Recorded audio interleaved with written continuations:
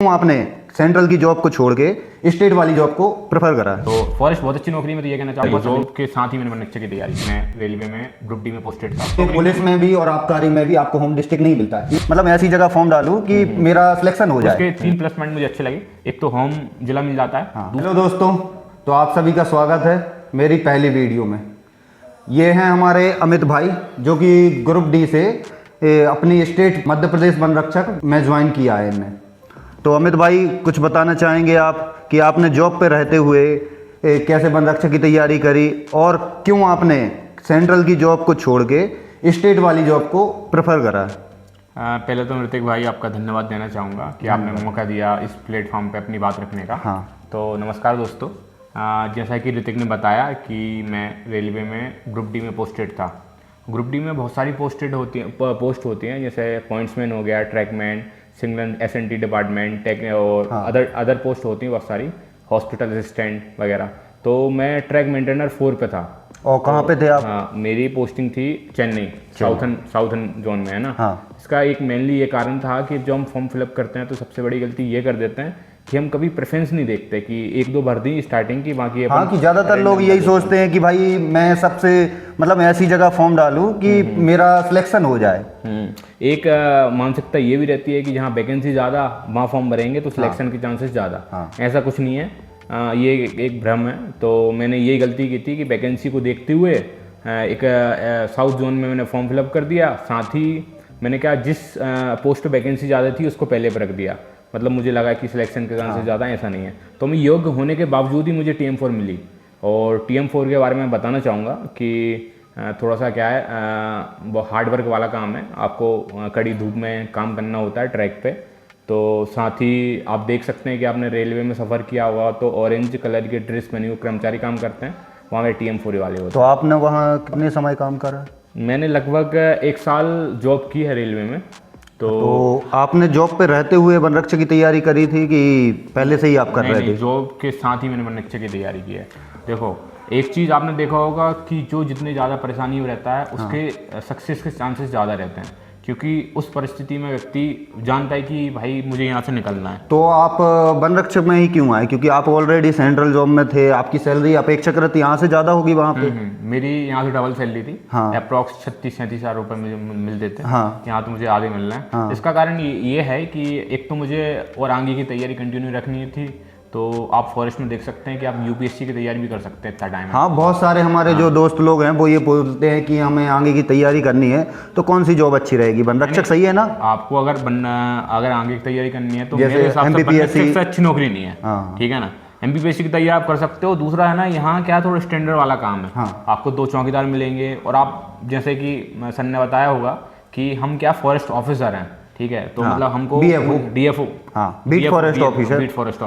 तो हमारा पूरा काम लिखा पढ़ी वाला होता है। ठीक है, तो फॉरेस्ट बहुत अच्छी नौकरी में, तो ये कहना चाहूँगा सभी लोग तैयारी करें, आए इसमें और बढ़िया से मतलब तैयारी स्टार्ट करें। बाकी तो मेन रीजन आपका यही था कि आप रेलवे से इसमें आए हैं क्योंकि आपको घर के पास लोकेशन मिल जाए और साथ ही साथ आप आगे की तैयारी कर पाएं। कुछ तो प्लस पॉइंट है फॉरेस्ट गार्ड में, जैसे कि होम डिस्ट्रिक्ट मिल जाता है, गृह जिला। सबसे बड़ी बात पहली, मतलब जैसे वर्दी वाली अपने पुलिस में भी और आबकारी में भी आपको होम डिस्ट्रिक्ट नहीं मिलता है। इवन जो जेल पैरी इसी वैकेंसी के साथ आई है उसमें भी आपको होम डिस्ट्रिक्ट नहीं मिलता है। लेकिन वन रक्षक एक ऐसी वैकेंसी है, आपको होम डिस्ट्रिक्ट मिलता है। और साथ ही साथ अगर आपके घर के पास कोई बीट है, चाहे वो 10 किलोमीटर 20 किलोमीटर हो, वो भी आपको मिल सकती है, बशर्ते आपके नंबर ज़्यादा हो और आप कट ऑफ क्लियर कर पाएं। बिल्कुल बिल्कुल, मैं आपकी बात से एग्री हूँ। तो इसके 3 प्लस पॉइंट मुझे अच्छे लगे।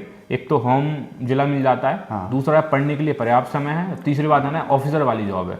आपके काम बहुत स्टैंडर्ड के रहेंगे। आप एक ऑफिसर की तरह फील करोगे कि भाई आप बड़े ऑफिसर हो। ठीक है, पूरी कार्रवाई करना, ठीक है, वो सब चीज़ें आप फील करोगे जब जॉब में आओगे। तो हमारे कुछ मित्र हैं, उनके लिए ये बताइए, आपने जॉब पे रह के तैयारी करी है और कुछ लोग हैं जो अभी जॉब नहीं कर रहे हैं लेकिन फिर भी तैयारी बहुत मेहनत से कर रहे हैं, तो कुछ टिप्स जो उनको आप बता सकते हैं? देखो, सबसे पहली चीज़ किसी भी एग्ज़ाम क्रैक करने की होती है कि आपका मल्टीपल टाइम रिवीजन और कंसिस्टेंसी। अगर आपके पास 2 ये फॉर्मूला है तो आप किसी भी एग्ज़ाम क्रैक कर सकते हो।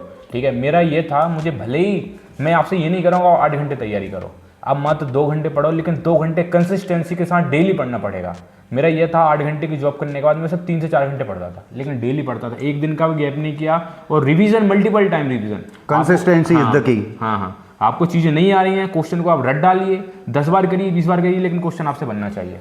ये सबसे बड़ा है ना हथियार ब्रह्मास्त्र। और कुछ भ्रम रहता है हमारे स्टूडेंट पे जो नए नए आए हैं कि भाई कुछ बेस्ट बुक बता दो जिससे मेरा सिलेक्शन हो ही जाए, ऐसा कुछ बुक होती है क्या? ऐसी कोई आज तक बुक नहीं बनी है जिससे कोई टीचर बता पाए जिससे आपका 100% सिलेक्शन हो जाएगा। कोई एक बात जो हर एक स्टूडेंट को करना चाहिए जिसको सिलेक्शन लेना है। देखो, इसके लिए मैं कहना चाहूँ कि आप मल्टीपल बुक्स मत पढ़िए, आप एक बुक्स पढ़िए, अच्छे से पढ़िए, उसको अच्छे से रिवीजन कीजिए। 10 बुक पढ़ने की अपेक्षा एक बुक को 10 बार पढ़िए। मैं ये अपनी बड़ाई नहीं करना चाहूँगा, मैंने बहुत सारे 7-8 एग्जाम निकाले हैं, तो मैंने एक ही बुक से हमेशा तैयारी की है। आप मल्टीपल टाइम टेस्ट लगाइए, रिवीजन कीजिए, उसी को बार बार अच्छे से कॉन्सेप्ट क्लियर कीजिए। और मॉक के बारे में बताइए, हमारे कुछ साथी हैं जो बोलते हैं यार मॉक से बहुत डर लगता है और लगाना चाहिए कि नहीं लगाना चाहिए। तो मॉक से जब तक डरोगे तब तक आप सिलेक्शन से बहुत दूर हो, ठीक है। मॉक से आपकी कमियां पता चलेंगी। आप मॉक लगाओगे ना तो अपने आप में आपको पता चलेगा अपना खुद कहाँ गलती हो रही है, स्तर पता चलता है कि अपन किस लेवल पे हैं अभी, हम एग्जाम के लिए लायक हैं भी कि नहीं है। नहीं, सही बात है। आप यहाँ कितनी अच्छी प्रैक्टिस कर लो, यहाँ सारे क्वेश्चन बनने हैं, आप अगर मॉक में नहीं बनने हैं तो आपका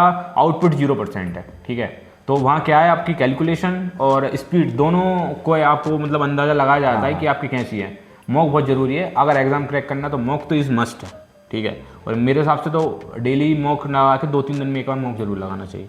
एग्जाम के टाइम पे आप डेली लगा सकते हो, लास्ट मंथ या सिलेबस के बारे में कुछ बताना चाहेंगे? फर्स्ट बैठ के। हाँ, मतलब सिलेबस तो सभी को पता है कि 5 सब्जेक्ट होते हैं, लेकिन अगर जैसे उसको तोड़ा जाए कि मैथ्स तो लगभग सभी को करना ही पड़ेगा, कंपलसरी है। सबसे ज़्यादा सवाल रहता है कि जीके में कहाँ पढ़ें कहाँ ना पढ़ें, तो कुछ विशेष टॉपिक आप बता सकें जो अक्सर पूछे जाते हैं।